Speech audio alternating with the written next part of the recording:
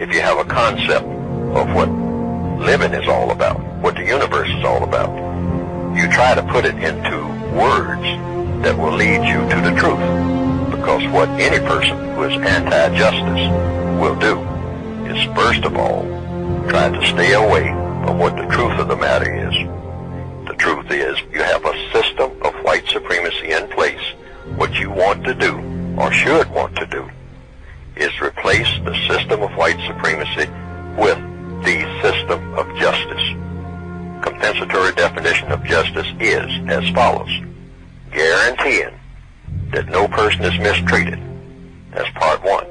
Part two, guaranteeing that the person that needs help the most gets the most help for truth and justice. The only reason I'm talking, not to make anybody feel bad, not even to make white people feel bad. I'm talking because the goal of replacing white supremacy with justice on this planet is what I think ought to be happening. And this is what I think all of us should be interested in. And can you show me the doll that looks bad? Well, how did you feel seeing that doll test? You know, the thing that struck me the most was how quickly the kids answered the question. They said, this one is the nicest because she's white. There was no ambiguity. There was no, let me think about it. Or, this one, for whatever those reasons were. And I'm like, my goodness, what about the filter? All of the images, everything that's coming in. Isn't that interesting how not even a second? No. Yeah. No, it was immediately, And why do you think that is? Wow, and I guess it goes back to the images. When we're looking at what's on television, we're looking at commercials, we're looking at advertisement, and with certain dolls in particular. Yeah. Because I think about my 8-year-old. We advertise usually the white doll. What's associated with the color white? In society, power. I want you to buy 20,000 shares of Blue Star at 15 1/8, 3/8 tops. Attractiveness.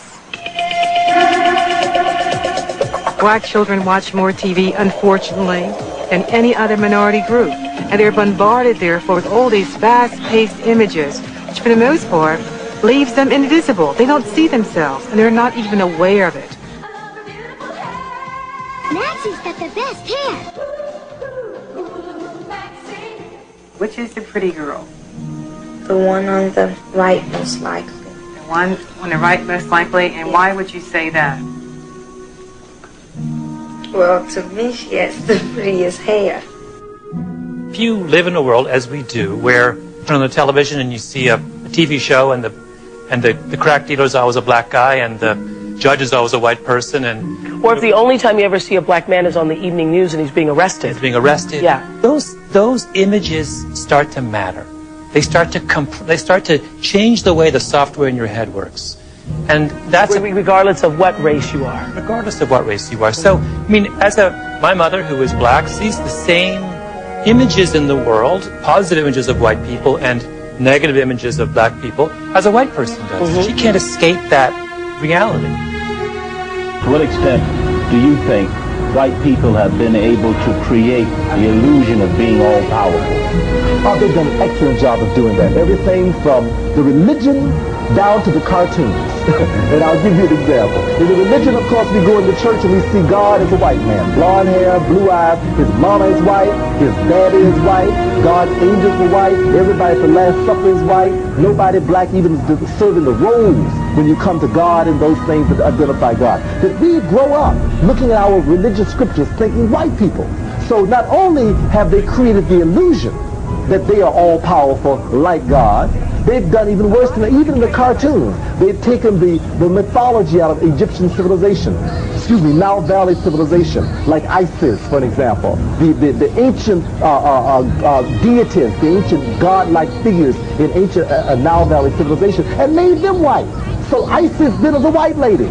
And she came out of Africa. In the cartoons I'm talking about. So even 4- and 5-year-olds are learning the concept of being socialized into the thinking that white people are all powerful. They do everything. And I became He-Man, the most powerful man in the universe. So what it says is the way that we express ourselves on that unconscious level is a function of the world in which we live and the worlds that we have constructed for ourselves. So it's about, when you think of the word entrepreneur, do you think of female or do you think of male? When you think of a black male, what do you think? Do you think good? Do you think evil?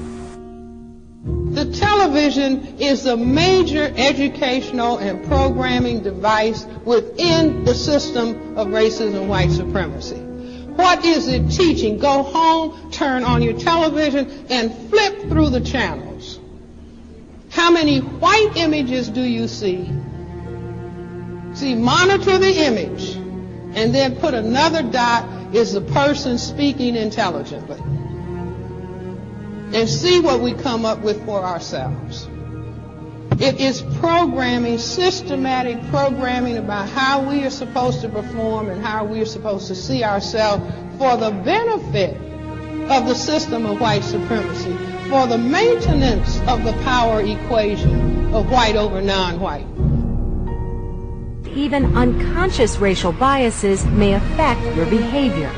But when it comes to the potent question of race, our subconscious is making decisions every day, decisions that in real time, in real life, have real consequences. This may look like a computer game, but it's not.